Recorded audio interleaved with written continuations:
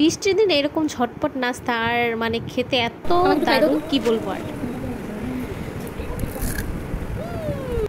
সারাদিন বৃষ্টি, তো মা ছেলে দুজনে বসে বসে বৃষ্টি দেখতেছিলাম। তো তখন মনে হলো কিছু একটা খেতে ইচ্ছে করতেছে, ভাজা পোড়া।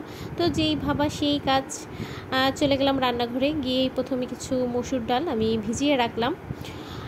তো আর ঘরে দেখলাম পুঁই শাক আনা আছে, তো ভাবলাম যে পুঁই পাতা দিয়ে ডাল দিয়ে কিছু একটা পুরো বানিয়ে পাতাগুলো ফেলি। আলাদা করে নিচ্ছি, শুদ্ধ এখানে আমি আমাকে এখানে হেল্প পুঁই করতেছে কোনটা। ডাটাগুলো পাতাগুলো আলাদা করতেছিলাম, শুদ্ধ চলে এসেছে, সেও আমার সাথে কাজ করতেছিল। এটা অল টাইম সে করে, আমাকে কিছু করতে দিলেই Good সে boy. এসে কাজ করা শুরু করে দিবে। এই যে এখানে আমি অল্প কিছু পাতা নিলাম, পাতাগুলো আমি এখন ছোট ছোট কুটি কুটি করে কেটে নিব। কেটে নেওয়ার পর এগুলো ধুয়ে জল ঝাড়তে দিব। ওদিকে আমি কিছু রসুন, পেঁয়াজ আর কাঁচা লঙ্কা কুচি কুচি করে নিয়েছি। আর ডালটা প্রায় 10-15 মিনিট হয়ে গেছে ভেজার পর, আমি এখন এগুলো বেটে নিব। ডালের সাথে আমি রসুনটা বেটে দিব, আর বাকি যে পেঁয়াজ আর লঙ্কা ওগুলো আমি আস্তায় দিয়ে দিব। তো আমি ব্লেন্ডারে করলাম না, কারণ ব্লেন্ডারে করলে মিহিটা বেশি হয়, আমি তো একটু আস্তে আস্তে রাখতে চাইলাম। তো এটা রাখলে খেতে পাকোড়াটা বেশি টেস্ট হয়।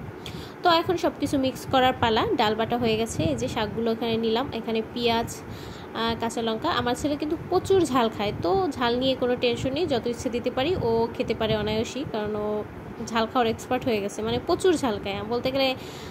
আমরা মানে কি বলবো, আমরা বড় মানুষ যে পরিমাণ ঝাল খাই ও সেই পরিমাণ, মানে তার কোনো ঝালের কোনো নাই। তো সব মাখার পরে এখানে আমি হলুদ গুঁড়ো দিয়ে দিলাম, যতটা লাগবে ততটাই, আর পরিমাণ মতো লবণ দিয়ে দিলাম। এখন সব কিছু ভালোভাবে মিক্স করে নিব।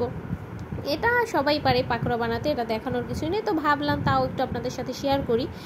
তো এর জন্য করা আর কি, মাখা হয়ে গেছে, এখন ভাজার পালা। এখানে আমি কড়াইতে আগেই তেল গরম করতে দিয়ে দিয়েছি।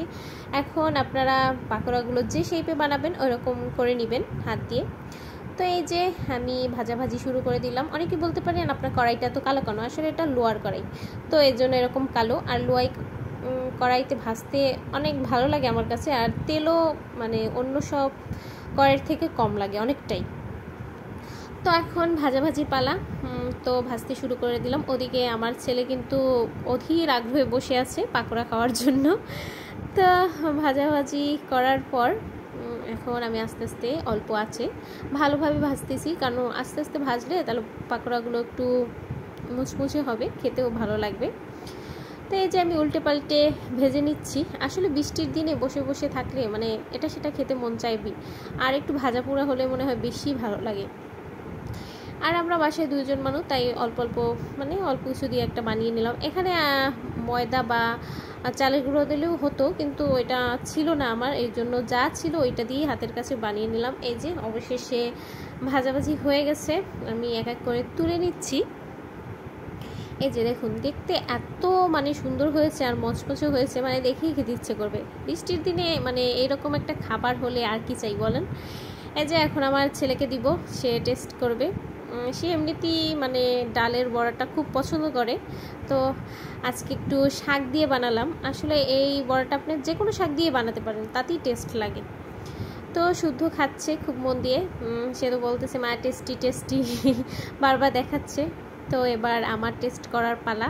এই যে আমরা মা ছেলে বসে পড়েছি খাওয়ার জন্য। আমি শুদ্ধকে বললাম বাবা আমাকে একটু খাইয়ে দাও, সে যে খাইয়ে দিচ্ছিল। আর পাকোড়াগুলো খুব মুচমুচে হয়েছিল, আপনারা মানে দেখলেই মনে হয় অনেক টেস্টি।